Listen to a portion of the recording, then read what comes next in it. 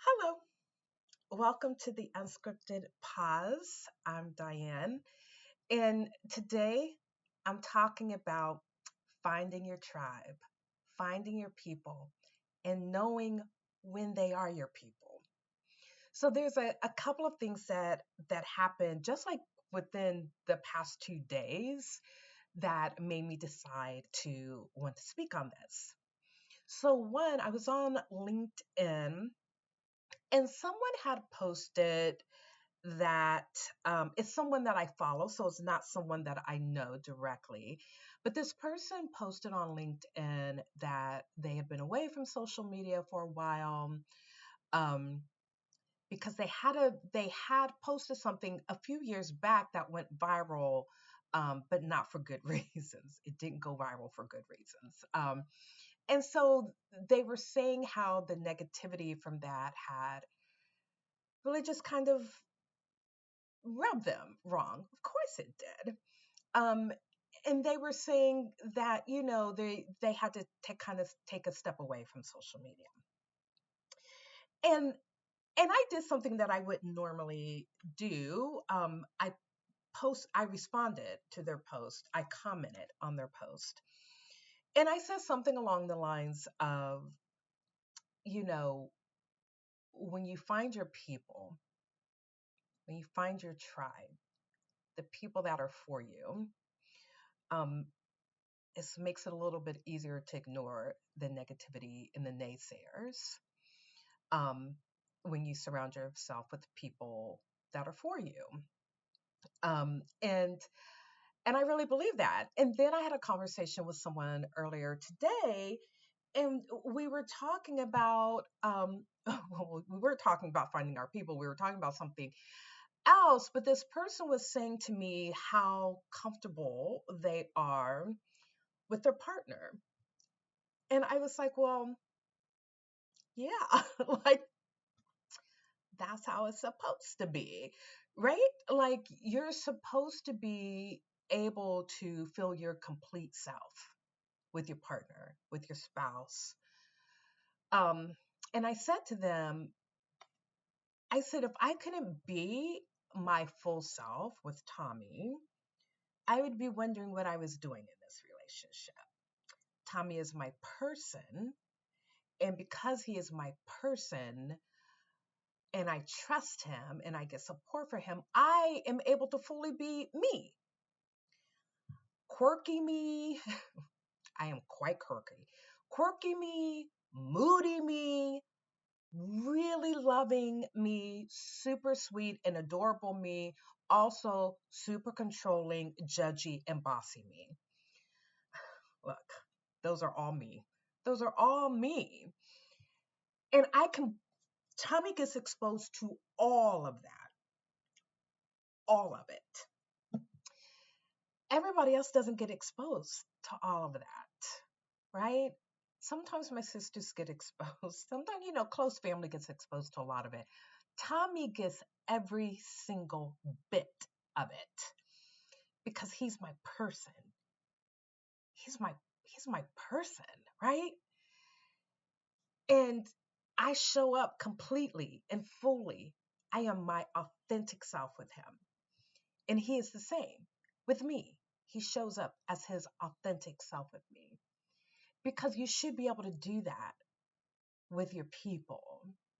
And what I was saying to someone earlier in that same conversation around, yeah, you should be able to feel completely comfortable with your person. And if you can't, then maybe that's not your person, right? But I also said to this person, but there's also this understanding because our conversation was kind of around like, but if you go to your parents' house, maybe there's some things you do and maybe there's some things you don't do. And this person was saying, but then that feels like, why am I going over there if I can't bring out my full self? And I get that. I was like, but there's also when my parents were living,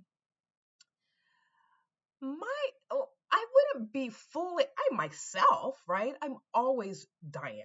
I'm always myself. So I'm not talking about like putting on some kind of facade. I'm not talking about not being who you are.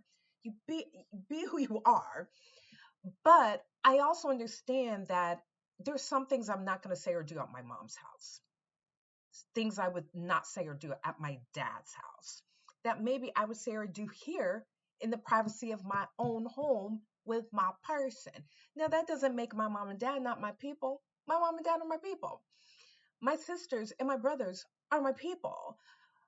But there are some sides of me that they're not going to see. And wait, because I feel like some of my sisters might say there are some sides of you we wish we didn't see.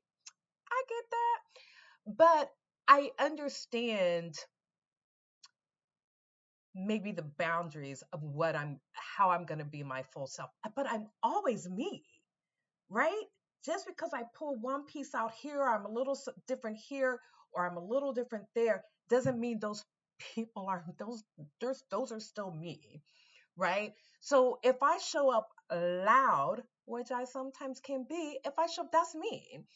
And I've talked about this in videos before, but if I show up quiet and reserved, that's also me. That's also genuinely me. It's just maybe I don't feel quite as comfortable here. Maybe I just feel like being quiet. Maybe I'm in a mood. Maybe I'm feeling, blue, like talked about the other day. So getting back to finding your people, and how do you know when your people are your people, right? So when you feel like you can be yourself, those are your people, right? And so I started using that language a couple of years ago, probably more than a couple of years ago, um, when I was working for a company here in Houston, and one of my colleagues used that term because she was like, "You're my people," talking to me. She was like, "You're my people," and I was like, "Oh," and I was like, "And you're my people." And it's like, yes, it's this idea of surrounding yourself with the people that are for you, right? The people that want the best for you, the people that you can show up loud with, that you can show up quiet with, the people that aren't bringing negativity in your life, the people that want the best for you, right? So, like, here's the thing, going back to my parents, like, I understood that if I was at my mom's house, there's certain things I'm not going to say, certain things I'm not going to do at my mom's house because that's out of respect for her. I'm still me, but I'm respecting her. So there's some things I'm not going to say or do at my mom's house, right? But I also understand that my mom was totally for me, regardless of how I show up there, right? Regardless of if I walked in her house and I was happy, if I walked in her house and I was sad, if I walked in her house and I had a mood, was in an attitude. Look, it didn't matter. I always know she was for me. And and I think maybe let me kind of take a little bit of a step back from that, because I also understand that there are people who don't have that kind of relationship with their parents or the people that raised them. And so I understand that there's some privilege there that I have. Not only that I had the love and support of both my parents, right? Both my parents were fully in my life until their death, till their passing. And I know that there is absolutely nothing I could do, absolutely nothing I could do that would shake my parents' love or support for me. Nothing I could do. I understand that that's a privilege, right? It shouldn't be a privilege. That should just be the norm for everyone. But I know that life is life, right?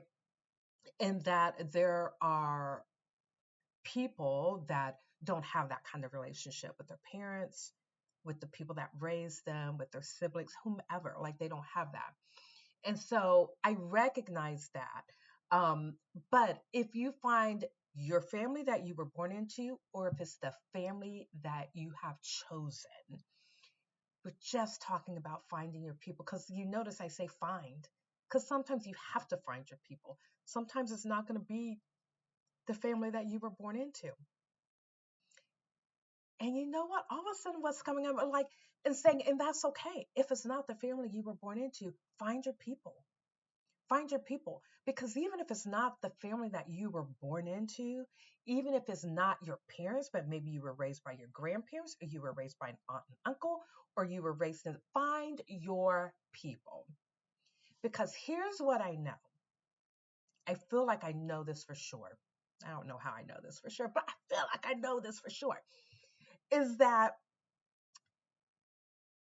your people are out there. Like, your people are out there. So even if it wasn't the family you were born into, wasn't the people that, if it wasn't, if you have to find your people are out there, and you will find them, or they will find you, because I believe that's how life works. Because here's the thing, we need each other, right? We need each other, right? um all of a sudden, I'm not going to break out in song, but it's like, oh, people who need people are the luckiest people in the world. I'm not going to break out in song, don't worry. But we need each other, right? Point blank. Point blank. So find your people. Your people are out there. The people where you can be your full self, right? The people where you can be genuinely you, and they will accept you. The people that will love you regardless of what you do, regardless of what you say. Doesn't mean that you won't have disagreements, doesn't mean you won't have tips, fights, whatever you want to call it. You will, because that's life too. But it doesn't mean that that person disappears on you, right? That person disappears on you because you've had a disagreement. That ain't your person. Those aren't your people, right? The people that are your people are for you. The people that are your people are for you. You hear that? The people that are your people are for you. And if it's not the people, the family that you were born into, you will find your people. Okay? You will find your people. Look, child, I'm like saying that. I believe that with all my freaking heart. Like, I'm saying that with some true conviction. You will find your people. You will find your people. So, on that note, I'm going to end it. And I just want to say, like, thank you for the new, thank you for new followers. I love that when I get new followers. So thank you for that. And look, I hope that something I say on these videos resonates with someone. That's the only reason I'm doing it, to share my truth, to share, because we do need each other. So I hope that something I say resonates, and or makes you feel good, or makes you laugh, just makes you smile, right? Right? Just bringing some joy. I know I'm talking about joy again. Just bring some joy to you. That's all I want, right? All right. Until next time, be well.